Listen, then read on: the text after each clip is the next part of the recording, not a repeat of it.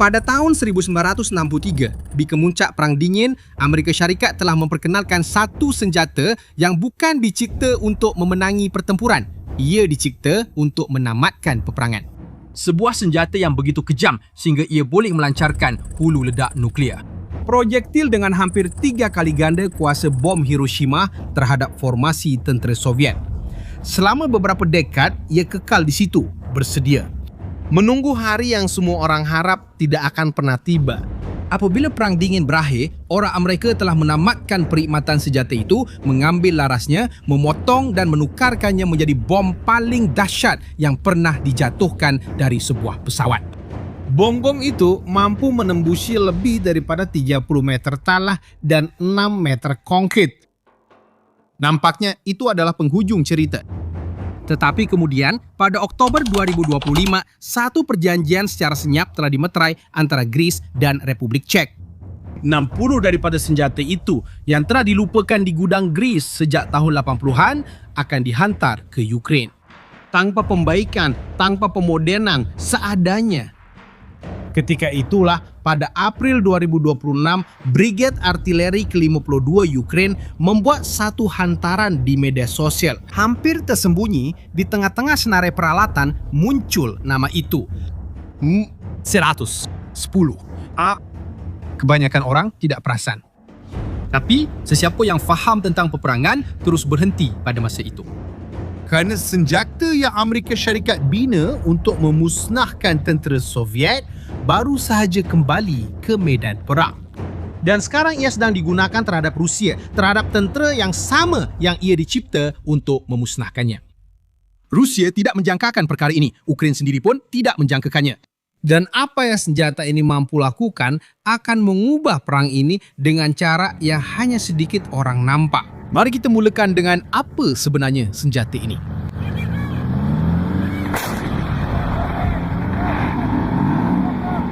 M110 ialah howitzer gerak sendiri terbesar yang pernah dikerahkan oleh Amerika Syarikat di medan perang. Pada asasnya, ia adalah meriam gergasi yang dipasang di atas kenderaan berantai seperti sebuah kereta kebal. Sebuah senjata yang telah ditinggalkan oleh semua tentera moden, yang tidak lagi diingini oleh mana-mana negara NATO. Yang orang Yunani sendiri panggil sebagai peralatan yang tidak diperlukan secara ketenteraan. Walaupun begitu, apabila ia sampai ke Ukraine, sesiapa yang faham tentang peperangan sedar senjata yang ditolak ini boleh mengubah keadaan. Sebabnya, ia menembak peluru seberat 90 kg. Hampir seberat seorang dewasa pada jarak sehingga 30 km. Ia dipasang pada trek berantai. Ia mempunyai enjin dengan kuasa 405 kuasa kuda. Dan ia boleh menembak, bergerak dan menembak lagi sebelum musuh mengetahui dari mana tembakan itu datang. Ia bukan moden. Ia bukan cantik. Ia tidak mempunyai teknologi terkini. Tetapi ia memberikan tahap kemusnahan yang hanya sedikit senjata di dunia mampu lakukan. Cuma ada satu perkara tentang senjata ini yang hampir tiada siapa sebut.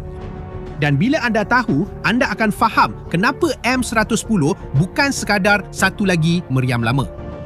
Sebab utama kenapa ia kekal lama dalam perkhidmatan bukanlah kerana kuasa tembakan biasa dengan bahan letupan tradisional. Ia adalah kerana keupayaannya untuk melancarkan kepala peledak nuklear taktikal. Amerika Syarikat telah menghasilkan 2,000 peluru nuklear yang dipanggil W-33 direka khusus untuk senjata ini. Setiap satu daripada peluru ini menurut beberapa anggaran boleh menghasilkan letupan sehingga 40 kiloton. Untuk anda bayangkan, bom yang memusnahkan Hiroshima mempunyai 15 kiloton. Maksudnya, satu tembakan sahaja daripada M110 boleh menyebabkan hampir 3 kali ganda kemusnahan itu. Itulah fungsinya. Jika kesatuan Soviet mara ke Eropah, M110 akan menjadi jawapannya. Kemusnahan nuklear taktikal. Ditembak dari meriam pada kenderaan berantai. Tapi Perang Dingin sudah berakhir dan M110 telah dipencenkan. Namun apa yang berlaku selepas itu dengan senjata ini hampir sama mengagumkan dengan senjata itu sendiri. Dan ini adalah sebahagian daripada cerita yang hampir tiada siapa ceritakan. Apabila orang Amerika menarik balik M110 daripada perkhidmatan pada tahun 90-an, mereka tidak membuang semuanya. Mereka simpan larasnya. Dan awak tahu apa yang mereka buat dengan laras-laras itu? Sesuatu yang tiada siapa sangka. Jurutera Amerika melihat laras-laras artileri yang besar itu dan mendapat satu idea. Mereka memotong laras-laras itu, mengisinya dengan bahan letupan dan mencipta bom yang dinamakan GBU-28, dikenali sebagai Bunker Buster. Bom pemusnah bunker tentera yang terkenal itu. Bom ini dibangunkan dalam masa hanya 2 minggu semasa Perang Teluk. Kerana orang Amerika mendapati tiada senjata yang mereka miliki mampu menembusi bunker tentera yang diperkukuh yang Saddam Hussein bina di bawah tanah. Penyelesaiannya ialah mengambil laras M110, mengubahnya menjadi badan bom seberat 2 tan dan menjatuhkannya dari pesawat. Dan ia berjaya. Untuk anda bayangkan, GBU-28 boleh menembusi lebih daripada 30 meter tanah atau 6 meter konkrit pejat. Hanya 2 yang telah dilancarkan semasa Perang Teluk. Yang kedua, mengenai sebuah tempat perlindungan Iraq dengan tepat. Ia menembusi konkrit dan meletup di dalamnya. Semua orang yang berada di situ terbunuh. Selepas itu, Israel membeli 100 bom seperti itu. Dan ramai yang percaya bahawa niatnya adalah untuk digunakan terhadap kemudahan nuklear Iran. Maksudnya, laras senjata yang sama yang kini berada di Ukraine telah dikitar semula untuk mencipta bom paling maut di planet ini. Tiada apa-apa pada howitzer ini yang boleh dibuang. Segala yang disentuhnya menjadi alat pemusnah. Sekarang, yang paling menarik dalam semua ini ialah bagaimana 60 senjata ini jatuh ke tangan Ukraine. Dan kisah ini melibatkan Greece. Lihat, Greece mempunyai 145 M110 dalam simpanan mereka. Senjata Amerika dari tahun 80-an yang menjadi usang apabila negara itu memodenkan persenjataannya mengikut piawaian NATO. Kerajaan Greece melihatnya sebagai satu peluang. Mereka akan menjual apa yang tidak lagi diperlukan dan menggunakan wang itu untuk membeli peralatan baru. Pakai itu terdiri daripada 60 meriam howitzer dan 150,000 peluru pelbagai jenis. Semua itu dengan harga 199 juta euro. Setiap M110 berharga kira-kira 520,000 euro. Harga sebuah apartmen di Athens. Sekarang fikirkan tentang itu. Sebuah kereta kebal moden tunggal berharga antara 5 hingga 10 juta euro. Ukraine berjaya mendapatkan 60 unit artileri berat dengan harga setengah dozen kereta kebal. Itulah jenis perjanjian yang boleh mengubah sesuatu peperangan. Tetapi perjanjian itu tidak dipersetujui sebulat suara. Pihak pembangkang Yunani membantah. Banyak daripada senjata ini berada di pulau-pulau Yunani di Laut Aegea, sangat dekat dengan pantai Turki, negara yang mempunyai ketegangan sejarah dengan Yunani. Ahli politik mempersoalkan sama ada negara itu melemahkan dirinya sendiri dengan menghantar artileri ke luar negara, sedangkan mereka mempunyai jiran yang berpotensi bermusuhan di seberang laut. Walaupun begitu, kerajaan tetap meneruskan. Pihak atasan tentera Yunani mengklasifikasikan M110 sebagai peralatan yang tidak diperlukan dari segi ketenteraan. Dan perjanjian itu dimeterai. Sekarang ada satu perkara penting yang perlu saya katakan.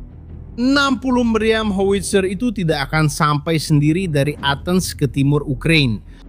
Seseorang perlu mengatur logistik, memuktamadkan kontrak dan memastikan senjata-senjata itu sampai ke barisan hadapan dan tidak terbiar di mana-mana pelabuhan Eropah. Dan di sinilah watak yang paling tidak dijangka dalam cerita ini muncul. Republik Czech. Tak ramai yang tahu, tetapi ada satu program yang dipanggil Inisiatif Czech. Dan apa yang negara ini berjaya lakukan adalah sesuatu yang patut diceritakan. Lihat, Republik Czech bukanlah kuasa tentera. Ia tidak mempunyai tentera terbesar di Eropah, malah bukan bajet pertahanan terbesar. Tetapi Presiden Czech melihat situasi itu dan memutuskan untuk bertindak. Beliau mencipta satu program untuk membeli peluru dan senjata di negara-negara ketiga dan menghantarnya terus ke Ukraine. Dan dengan itu, negara kecil di tengah Eropah ini berjaya membina sendiri salah satu rangkaian pembekalan peluru terbesar di dunia. Sejak ia bermula, Inisiatif Czech telah menghantar kira-kira 4,400,000 unit peluru berat kepada Ukraine. Peluru-peluru ini datang dari 14 negara yang berbeza. Untuk Anda bayangkan, pada awal perang, Rusia menembak 10 proyektil bagi setiap satu proyektil Ukraine, 10 lawan 1. Inisiatif Czech telah membantu mengurangkan kelemahan ini sebanyak 5 kali, dari 10 lawan 1 kepada 2 lawan 1. Ini telah mengubah medan pertempuran. Struktur inilah yang membolehkan senjata Yunani sampai ke Ukraine. Dan bukan hanya howitzer sahaja. Bersama dengan 60 M110, datang 50.000 peluru letupan, 40.000 peluru berpendorong roket, dan 60.000 amunisi berangkai. Yang mana akan berpecah kepada berpuluh-puluh bom kecil di udara sebelum mencecah tanah. Ini memberikan Ukraine pelbagai pilihan yang sangat luas hanya dengan satu jenis senjata. Kemusnahan kawasan, jarak tembakan lebih jauh, Dan kuasa terhadap tentera serta kenderaan. Ini artileri dengan pelbagai pilihan. Namun, semua itu tidak akan memberi sebarang impak jika ia tiba pada masa yang salah. Dan di sinilah kisah ini menjadi lebih menarik. Pernahkah anda terfikir mengapa senjata dari era Perang Dingin memberi kesan yang begitu besar pada saat ini dalam peperangan? Dan jawapannya, Sebenarnya, ia berpunca daripada kesilapan pengiraan terbesar yang dilakukan oleh kerajaan Rusia ketika Rusia menyerang Ukraine pada tahun 2022. rancangannya adalah untuk melancarkan perang yang pantas, mengambil alih Kiev dalam beberapa minggu, menggulingkan kerajaan, dan pulang ke rumah. Berdasarkan pertaruhan itu, Rusia telah mempertaruhkan segala-galanya di medan perang. mereka menghabiskan kereta kebal, kenderaan berperisai dan artileri pada kadar yang tiada siapa, termasuk jeneral-jeneral Rusia sendiri, sangka boleh dikekalkan untuk tempoh yang begitu lama. Tetapi perang yang pantas itu tidak pernah berlaku. Dan sekarang Rusia sedang membayar harganya. Sejak Februari 2022, Ukraine telah memusnahkan hampir 40.000 sistem artileri Rusia. 40.000! Pada Januari 2026, lebih daripada 1,000 telah dimusnahkan dalam 1 bulan sahaja. Itu bersamaan dengan lebih daripada 60 batalion artileri penuh. Dan kemudian, timbul satu soalan yang tidak dapat dielakkan. Adakah Rusia akan dapat meneruskan perang ini apabila stok mereka habis? Kenapa stok-stok ini semakin berkurangan? Simpanan Soviet yang selama beberapa dekad kelihatan tidak berpenghujung, kini hampir habis. Hanya tinggal 39% sahaja lagi meriam artileri yang disimpan sebelum perang. Dan pengeluaran Rusia tidak mampu menampung kekurangan itu. Pada bulan Mac 2026, Rusia mencatat rekod korban anggota tertinggi sejak permulaan pencerobohan. Lebih daripada 35,000 askar terbunuh atau cedera dalam 1 bulan sahaja. Maklumat Ukraine untuk 2026 adalah untuk meningkatkan angka itu kepada 50,000 sebulan. Dan kiranya mudah, Rusia mampu merekrut antara 30 hingga 40,000 askar setiap bulan. Jika kerugian melebihi pengambilan secara konsisten, persamaan itu akan terbalik. Dan itulah yang sedang berlaku sekarang. Pada suku pertama tahun 2026, Rusia kehilangan lebih daripada 90,000 askar, manakala hanya merekrut sekitar 80,000. Kiraannya tidak seimbang. Dan apabila hitungannya tidak masuk akal, setiap senjata baru yang tiba di medan perang Ukraine mempercepatkan lagi kehilangan itu. Hakikatnya, Ukraine tidak memerlukan senjata futuristik. Mereka memerlukan senjata yang mampu memberikan kemusnahan secara konsisten dalam jumlah yang besar. Dan 60 buah howitzer dengan 150,000 peluru itu melakukan perkara yang sama. Brigade Artileri ke-52 sudah pun menggunakan senjata-senjata ini. Bayangkan suasana di timur Ukraine, di suatu tempat di sektor Kramatorsk atau Kharkiv, sebuah howitzer seberat hampir 30 tang berhenti di satu posisi yang dilindungi. 13 orang mengendalikan sebuah senjata yang usianya hampir 2 kali ganda daripada usia setiap seorang daripada mereka. Sebuah peluru sebesar tubuh manusia dimuatkan. Laras senjata itu diangkat, tembakan bergema sejauh beberapa kilometer. 90 kg bahan letupan terbang menuju ke posisi Rusia. Dan sebelum impak itu pun disahkan, M110 sudah pun bergerak ke posisi lain. Di sebelahnya beroperasi howitzer Bohdana buatan Ukraine dan pelancar berganda Vampire. Setiap sistem memainkan peranan masing-masing. Bohdana mengenai sasaran dengan tepat pada jarak yang jauh. Vampire membedil seluruh kawasan dengan roket. Dan M110 memberikan pukulan berat. Tetapi, apa yang menjadikan gabungan ini benar-benar menakutkan bagi pihak Rusia ialah apa yang berlaku sebelum tembakan dilepaskan. Drone Ukraine terbang di atas garisan Rusia, mengenal pasti parit dan penumpuan tentera serta menghantar koordinat dalam masa nyata. Artileri menerima maklumat tersebut dan mula melepaskan tembakan. Dan bulan Mac 2026 membawa satu detik penting yang menjadikan perkara ini lebih mematikan lagi. Buat pertama kali dalam perang ini, Ukraine telah melancarkan lebih banyak serangan menggunakan drone berbanding Rusia. Mata Ukraine di langit kini lebih banyak daripada mata Rusia. Dan setiap sepasang mata tambahan adalah satu hukuman bagi sesiapa yang berada di pihak lawan. Dan yang paling penting, bekalan tidak perlu berhenti di sini. Yunani masih boleh menghantar kira-kira 85 M110. Tetapi apabila anda melihat peta global, anda akan sedar bahawa potensinya jauh lebih besar. Turki sebagai contoh sedang mempensiunkan 219 unit pada masa ini untuk memberi laluan kepada sistem yang lebih moden. Jordan mengendalikan 120. Pakistan mempunyai 140. Maghribi dan Taiwan mempunyai lebih daripada 130 antara kedua-duanya. Terdapat ratusan howitzer yang tersebar di 3 benua, tersimpan di depo tanpa sebarang fungsi. Dan yang paling ketara ialah jalan untuk menghantar mereka ke Ukraine sudah pun dibuka. Inisiatif Czech telah membuktikan bahawa ia berkesan. Jalan untuk menghantar senjata-senjata itu sudah ada, duit pun ada, yang tinggal cuma kehendak politik. Amerika Syarikat membina M110 untuk senario paling ekstrim Perang Dingin, pemusnahan nuklear taktikal terhadap tentera Soviet. 60 tahun kemudian, senjata itu tidak lagi menembak kepala peledak nuklear, tak perlu pun. Dan apabila mereka memencenkan M110, mereka sangka kisah senjata ini sudah berakhir. Bila mereka ambil laras-laras itu dan ubah jadi bom pemusnah kubu tentera, mereka sangka itulah bab terakhirnya. Tapi perang di Ukraine telah menulis semula penamat itu. Senjata yang sepatutnya memusnahkan tentera Soviet kini kembali semula. Dan setiap hari, Rusia kehilangan lebih banyak artileri daripada yang dapat digantikan. Setiap bulan, korban melebihi jumlah rekrut. Senjata seperti ini bukan lagi sekadar berguna. Ia menjadi penentu. Dan pada akhirnya, kisah ini menunjukkan sesuatu yang melangkaui perang ini. Apa yang dianggap sampah oleh satu tentera mungkin adalah apa yang menyelamatkan tentera lain.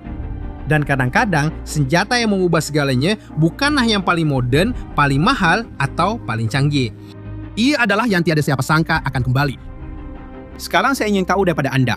Pada pendapat anda, berapa lama lagi Rusia boleh bertahan dengan kadar kerugian seperti ini? Tinggalkan pendapat anda di ruang komen.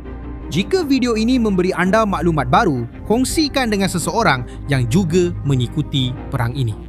Dan jika anda masih belum melanggan saluran ini, langganlah dan aktifkan loceng supaya tidak terlepas video-video seterusnya. Salam dan jumpa lagi di video akan datang.